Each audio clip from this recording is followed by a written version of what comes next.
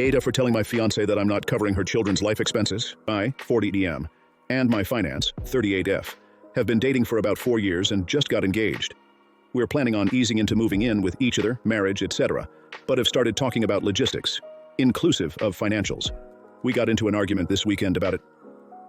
Some details about my financial situation. I have 3 children, 10, 9, and 6, that I 50% of the time, and my ex and I split basically all expenses 70% to 30%. I make about $400K a year, and my ex makes about $100K a year. I grew up incredibly poor, so know the value of money. I've been saving for my kids' college and other general savings for each of them since birth. They should have about $75K, $90K in a 529 account, and about $50K in savings by the time they graduate high school. For each kid. Some details about my finances situation.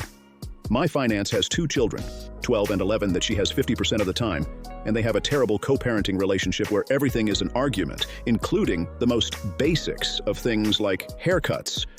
Her ex never takes the kids for things like haircuts or to buy shoes, so she winds up doing it because they need it. She makes $90K a year, and her ex makes $100K a year. My fiance has about $3K saved for each child, and she contributes about $50 a month to each of their 529s. We don't live together yet, but I currently cover a good bit of our fun expenses like going out to eat, helping them with some of their own expenses for family trips. Generally, this comes in the form of flights because I have an outrageous number of air miles that helps me get free flights for her kids, and a majority of her expenses for our grown-up trips.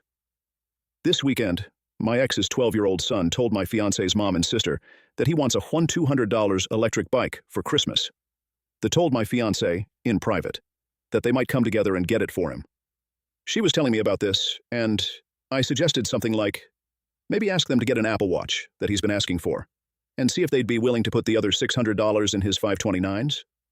This started an argument, specifically about how unfair it is for me to suggest that. I asked how she saw it working with her buying the kids a car in 3 to 4 years and covering tuition in 5-7 years, and reminded her that their dad doesn't even like paying for their haircuts because he's house poor. So I suspect it will largely be on her. She said she'd pay for it herself and doesn't need her ex to cover her taking care of her kids. So I started spelling out some basic math. You bring home $5K month. Let's assume you help the kids get a $10K car to share. That's probably $500 a month for payment and insurance.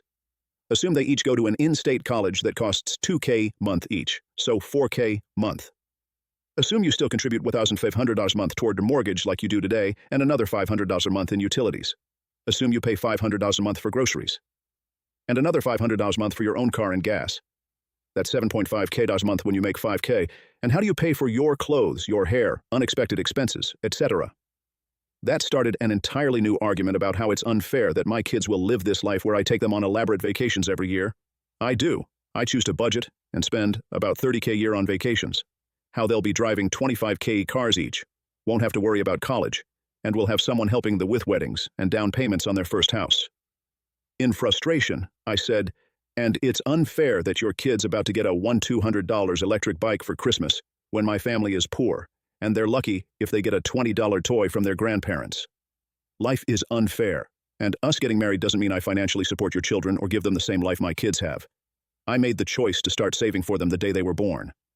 I'm not going to take from my kids to give more to yours. I'm sorry. Ada, for not being willing to cover their expenses to make our kids' life similar lives.